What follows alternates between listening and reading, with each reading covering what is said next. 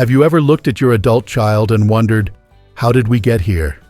Maybe you raised them with love, with sacrifice, and with all the wisdom you could pass on. And yet, somewhere along the way, they changed. Maybe they stopped calling. Maybe they cut you out of their life completely. Maybe they told you it was all your fault.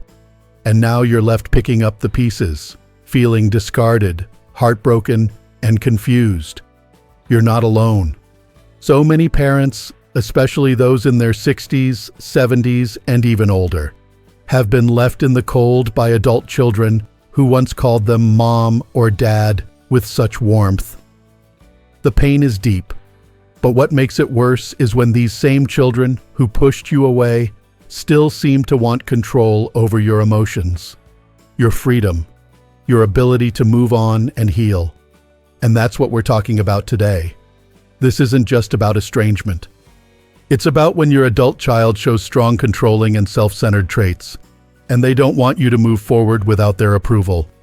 They've already walked away from you, and yet they behave as if they still own you, as if your healing, your peace, and your happiness somehow offend them.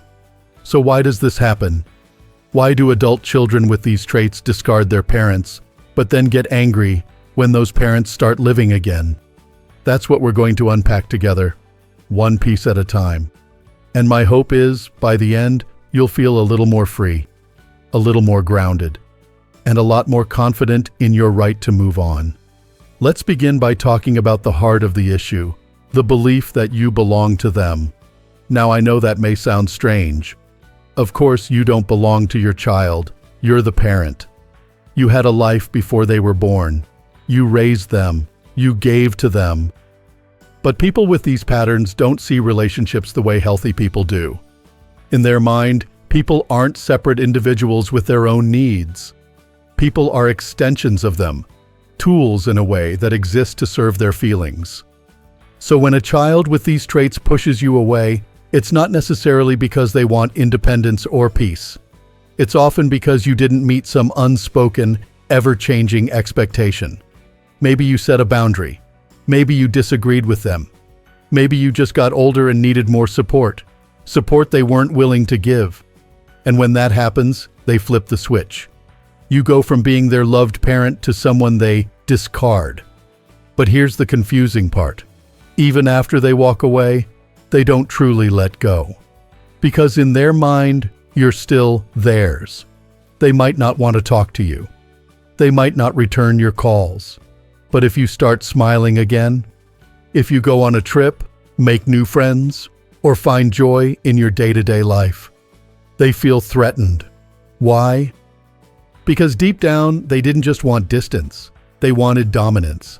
And that brings us to something even more painful.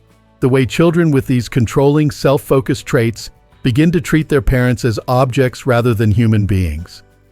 Now, I know objectify is a big word, but let's break it down simply. When someone objectifies you, they stop seeing you as a full human being. They see you more like a coffee maker, a cell phone, a chair. Useful when needed, ignored when not. Think about it. If your child only showed up when they wanted something, from money to praise to babysitting, then vanished when you needed them, that's not love, that's usage. And once you stop being useful in the way they want, they discard you. But remember, this discard isn't about forgetting you. It's about keeping you on a shelf, like an old photo album. One they can pull out whenever they want to feel powerful again. Because to a child with these self-centered, controlling patterns, you're not just a parent. You're a source of emotional fuel, a place they draw attention, validation, and emotional energy from. And that kind of emotional fuel isn't something they're willing to let go of, even if they claim they don't care about you at all. You might be wondering now, how did this happen? Why does my child treat me this way? The answer often lies in the invisible thread that holds many toxic relationships together. The trauma bond. It's a term that may be unfamiliar, but if you've ever felt strangely loyal to someone who mistreats you, you've experienced it. Trauma bonding happens when love and pain get mixed together over time. It's like walking through a room where someone keeps turning the lights on and off. warmth, then cold, praise, then silence, approval, then rejection. Eventually, your nervous system adapts to that chaos. And your brain starts to equate hope with, maybe this time they'll love me again. That's what children with these behavior patterns count on. That tiny thread of hope. They discard you, but leave the door open just a crack. Just enough to keep you wondering if they'll come back, if you should apologize, if you should chase them. But here's the truth. When someone creates a trauma bond with you, they're not loving you. They're managing you. They're managing your hope, your heartbreak, your expectations. And that cycle, it's exhausting. Especially in our later years when we deserve peace. You've worked too hard. You've come too far in life to be treated like someone's emotional backup plan. And yet, even when you begin to accept the discard, even when you try to move on, they don't want you to. Why? Because your happiness is proof that they don't control you anymore. If you laugh again, if you build a life that doesn't include them, it means their discard didn't destroy you. And that hurts their ego more than anything. You see, when someone has these self-focused, dominating tendencies, they feed on the idea that they're the most important person in the room. That without them, you'll crumble. So when you start to heal, when you begin finding joy in your grandchildren, your garden, your book club, your morning walks, or anything else that brings you light, they feel abandoned. Not because they miss you, but because your happiness feels like rejection. That's why they may suddenly reappear. A text out of nowhere, a sarcastic comment on Facebook, a vague message through a mutual friend. These are tests, not signs of change. They want to know if you still hurt, if you're still waiting. And this is the moment where your power comes in. Because even if they discarded you, even if they tried to make you feel like you were nothing, you are still the parent. You are still worthy of love, respect, and peace. You are allowed to move on. You are allowed to smile again. And you don't need their permission to do so. You've spent a lifetime giving. And now, in this chapter of life, you're allowed to reclaim your peace. You don't have to carry the guilt they handed you. You don't have to explain yourself over and over again. You don't have to keep shrinking just to stay in their life. You can take a deep breath, step forward, and decide. I deserve to be free. Because you do. You always have. Now, even though you've begun to understand that their discard wasn't about you, it can still feel incredibly unsettling to know they're watching you from a distance. It's a strange feeling, isn't it? You're finally trying to enjoy your life again, maybe taking up a new hobby or reconnecting with friends, and then, somehow, you hear they've been asking about you. A cousin mentions your name came up. A neighbor says they saw your child scrolling through your Facebook page. Maybe you even noticed them accidentally liking an old photo or sending a random vague message. They've moved on, or so they said. They wanted nothing to do with you. And yet, they're still watching. It's not just curiosity. For someone with these self-focused, controlling tendencies, it's about control. They need to know where you are, emotionally. Are you sad? Are you waiting for them? Have you replaced them with new people or new purpose? They're not checking in out of love. They're checking in to measure their impact. And that's the hard part for so many loving parents to accept, especially those of us raised in a generation where family meant everything. We believed in loyalty, in forgiveness, in staying close through thick and thin. So to discover that your own child can still keep tabs on you, not because they care, but because they want to gauge their power, that's heartbreaking. It can feel like a betrayal that cuts deeper than words can say. But I want you to know that you're not crazy for feeling unsettled. You're not overreacting. And no, you're not being paranoid. Children with these behavior patterns often do continue watching, even after they walk away from a parent. It's part of what makes their pattern so confusing and painful. They want you to think the door might still be open. That maybe, just maybe, they'll come back around if you wait long enough, or prove your worth. But they also want you to stay emotionally small. As soon as you start growing again, that balance is threatened. And that's when the panic sets in. Yes, panic. It might surprise you to hear that. You might think, they seem so confident, even cold. Why would they panic? But underneath all that bravado is a fragile sense of self. People with these self-focused, dominating patterns live in a constant fear of being forgotten, being unimportant, or being exposed as less powerful than they want others to believe. So when the parent they pushed away starts glowing again, when you begin to smile, to laugh, to live, they see it as proof that they're losing their grip. You're no longer the one crying over the phone or sending long texts begging for connection. You're no longer available on demand, and that terrifies them. Not because they love you, but because they've lost their emotional control over you. They may respond in subtle ways at first, a comment meant to make you second-guess yourself, a distant relative reaching out with a concern that sounds suspiciously like gossip, a reminder of something you did wrong years ago, designed to knock you off balance. All of this is about pulling you back in, just enough to keep you from fully moving forward. And here's what makes it even trickier. Sometimes they'll try to do this under the disguise of reconciliation. They might say, "I've been thinking a lot lately," or "Maybe we can talk, just to clear the air." To a parent who's been hurting, those words can sound like hope, like healing. But more often than not, they're tests. They're trying to see if you'll drop everything and run toward them. They're not offering reconciliation, they're offering bait. And if you don't bite, if you keep living your life, that's when they may start sabotaging. Sabotage doesn't always look dramatic. It's not always a big fight or a shouting match. Sometimes it's quieter, sneakier, more manipulative. They might try to turn your friends or family against you, spreading half-truths that make you look selfish or cold. They might imply that your new piece is fake, or worse, that it came at their expense. They might even use shared grandchildren as leverage, putting conditions on visits or planting guilt in the minds of others. And sometimes they go straight for your heart. Maybe they suddenly mention a memory they know will trigger tears. Maybe they bring up old regrets or hint that things would have been different if only you had been more supportive, more understanding, more whatever they wanted at the time. This is all part of the sabotage.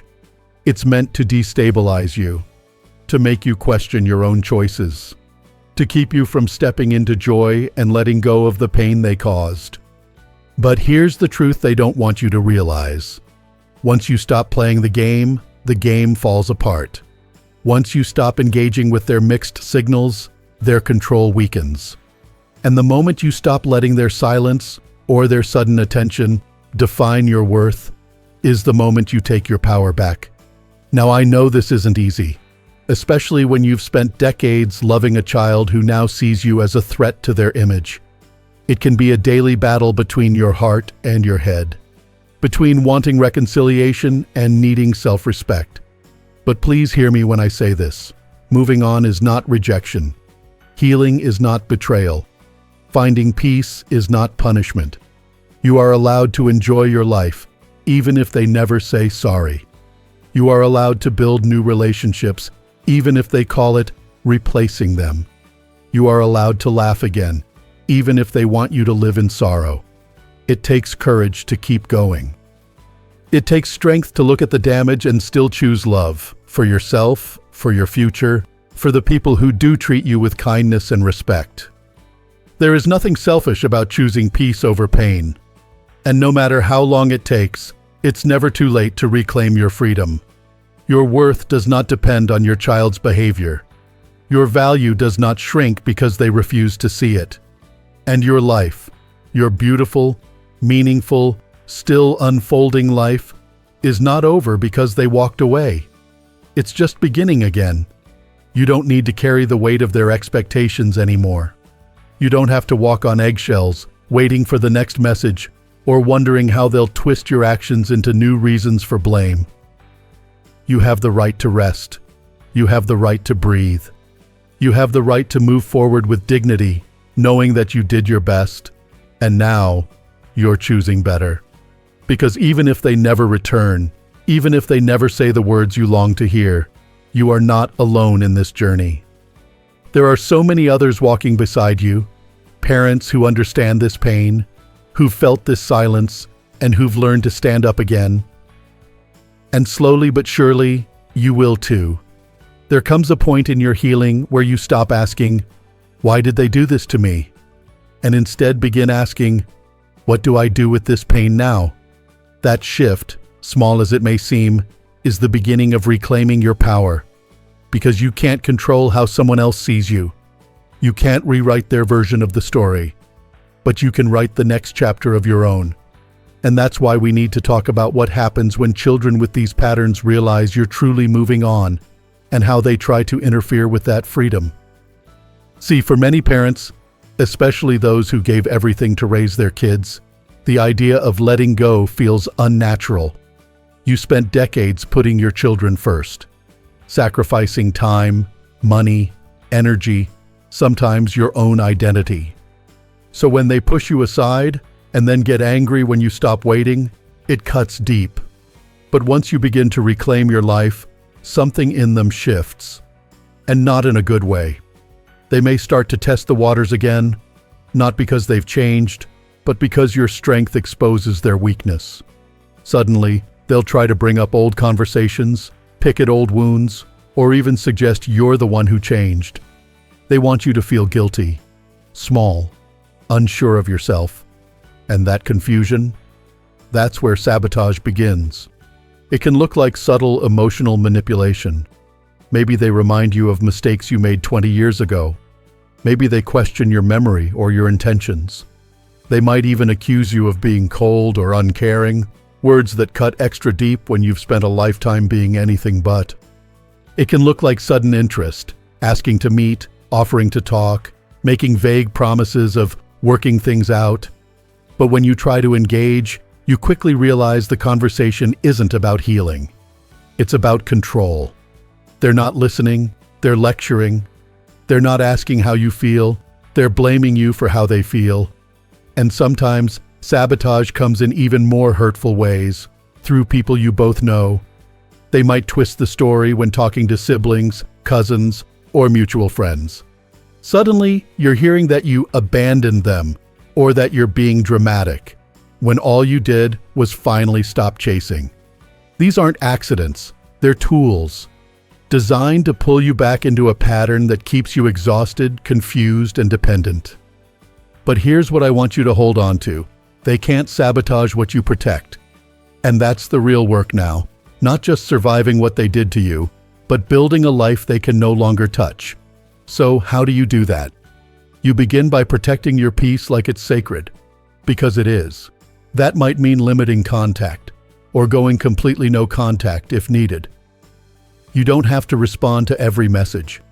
You don't have to explain your decisions. Silence is a boundary too. You protect your joy. If you've found a rhythm in your day, maybe it's gardening, walking, reading, volunteering, don't let their drama interrupt that. Guard your time like it matters, because it does. You protect your story. You don't need to defend yourself to people who only want half the truth. You can speak your truth to safe people or keep it between you and your journal. You get to decide what part of yourself the world sees. You also protect your relationships, the real ones. The friends who check in, the neighbors who care, the grandchildren who light up when they see you. Don't let their narrative about you make you pull away from the people who truly value you. Let your life expand around those connections, no matter how small they may seem. And most importantly, you protect your heart. Because you're not too old to start again. You're not too broken to find peace. You're not too late to find happiness. I know it may not look the way you imagined. You may still wish things had turned out differently. You may still grieve the version of your child you once knew. That's okay. That grief doesn't mean you're weak. It means you loved deeply. And that's something no one, not even a child with these hurtful patterns, can take away from you. But healing also means giving yourself permission to stop waiting for someone else's apology to begin your new chapter. You don't need their closure. You don't need their approval. You don't need to keep yourself stuck just because they don't want you to grow. If you've been through the discard, the silence, the emotional distance, and you're still standing, you are already stronger than they gave you credit for. And you are not alone. There's an entire community of parents out there quietly carrying the same heartbreak. They may not talk about it at church. They may not bring it up at family gatherings. But they're out there, sitting with the same questions, carrying the same silence, and learning, like you, how to keep going. So let this be your reminder. You are not broken. You are not crazy. You are not too sensitive. And you are not what they've called you. You are healing. You are growing. You are rediscovering the parts of yourself that were buried under years of emotional labor. You are allowed to put down the guilt they handed you. You are allowed to walk away from conversations that go nowhere. You are allowed to breathe deeply, fully, freely, for the first time in a long time. And if today, that just means making it through the day without crying, that's enough. If it means choosing not to reply to their message, even though you really want to, that's enough. If it means doing something small that makes you smile, baking cookies, listening to your favorite music, calling a friend, yes, that counts too. Because healing doesn't always look like big, bold steps. Sometimes it looks like quiet resistance, like choosing peace over chaos, like telling yourself, I matter too. And you do. You always have. So wherever you are in your journey, just starting, right in the thick of it, or already on the other side, I want you to know this. You are doing beautifully. Even on the days it doesn't feel like it, even when it still hurts. You're not behind, you're not too late. You're exactly where you need to be, and you're allowed to keep moving forward at your own pace. And if this message speaks to you today, if you felt seen or understood in any way, I invite you to leave a comment below. Share your story if you feel ready, or just let us know you're here. This is a space where you're safe, where you're heard, and where you're not alone. And if you'd like more gentle, honest conversations like this, don't forget to like this video and subscribe to Strong Elderly Life. We're building a space where healing is possible, no matter your age. A space where your story matters, and where hope always has a home. Here's to living your best life at any age. You are loved. You are enough. And yes, you are allowed to move on.